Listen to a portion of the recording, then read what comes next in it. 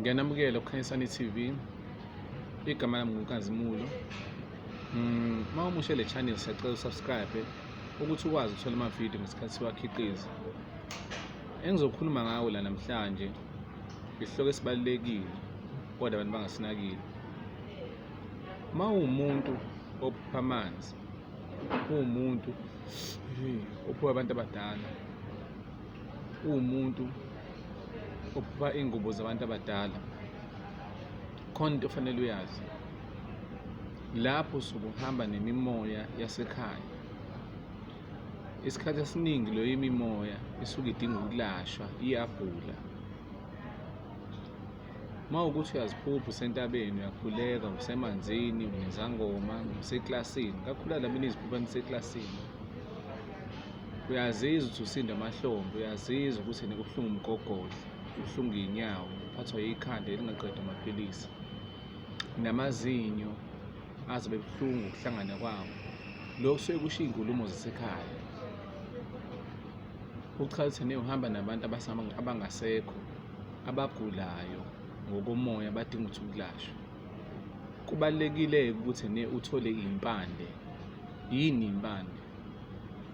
Umuthi, noma uzothi ukudla, noma insipho, noma umvulanhlanhla, noma ukulapha kwethongo. Ekutholeni iy'mpande, kakhulukazi nina bamanzi, akusho lezo mpande kufanele uhlanganise negazi ngoba vele sebehlala egazini lakho labantu. Nikhumbule umuntu uthi umbethwe amathongo amaningi, umbethwe isibungu, abalozi, amanono, amandiki, amandawo, nethunya zaphezulu nezasemanzini. Okuyinkinga manje esibhekene nawo ukuthi iliphi igobongo olidingayo, noma engizobe mina kuyinkinga engibhekene nawo. Umuntu ufika ngifonela athi mkhulu, ngiyaphupha kanje kanje, ngiphupha isalukazi kanje kanje. Umbuzo wami ukuthi ekuphupheni wakho uya-understand ukuthi imuphi umuthi owudingayo. Umuthi owudingayo udinga ukuthi udle igobongo. Ekudleni igobongo kufanele uqaphele, kakhulukazi uma umuntu amanzi. Awuyena umuntu ofanele uhlale kamuntu, awuyena umuntu ofanele ahambe uthwasa. Ngizobe ngiyiqikelela le nto. Abakini bazokuthwasisa bona ngamaphupho, bakuthwasise bona ukuthi bakusondeze nomuntu ozokunika iy'mpande zokubalapha ngoba basuke begula.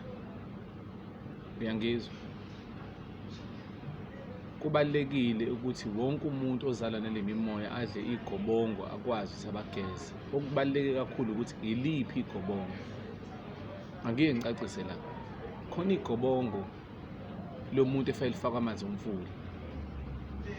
Ekufana namanzi omfula, omunye umuntu umfula afanele bakhiwe amanzi ngesikhathi ushesha ugijima.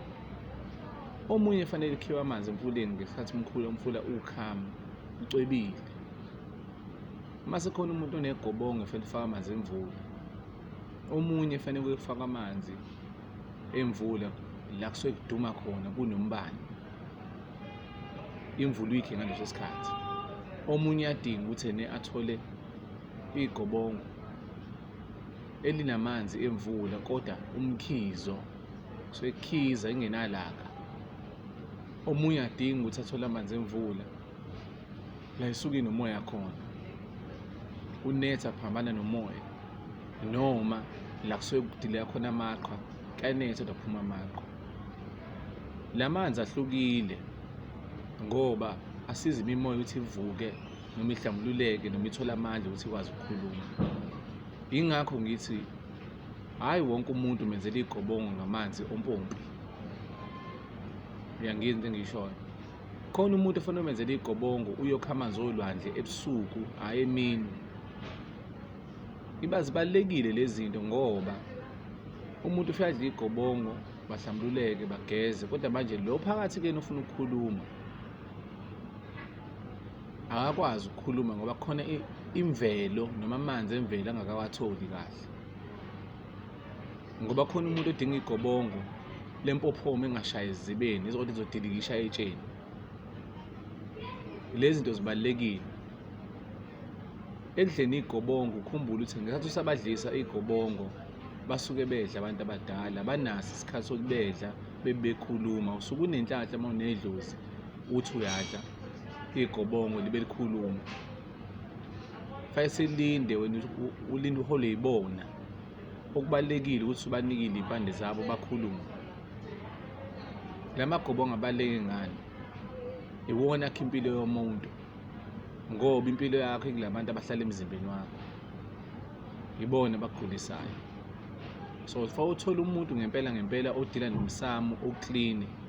Cha, angisho ukuthi ngilwa nabo, kodwa kunzima ukuthi ungasebenza ngey'gubhu. Cha, fanele ngikusho lokhu ukuthi ungasebenza ngey'gubhu uphinde ube umuntu ngempela okwazi ukulungiselela amathongo ngokweqiniso, ngokungcwele. Awukwazi ukuphatha imithi emibi nemihle isikhathi esiningi. And ekuyiphatheni kwakho laba abahlala ngokukhanya bayakushiya. So bhekana nabalaphi bendabuko nabo-YouTube, ngoba vele niyahlala la emafonini nibabheke.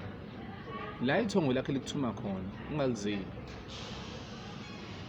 kodwa kubalulekile kufanele nazi ukuthi imuphi umuthi odingwa yigobongo, odingwa yidlozi egobongweni lakho.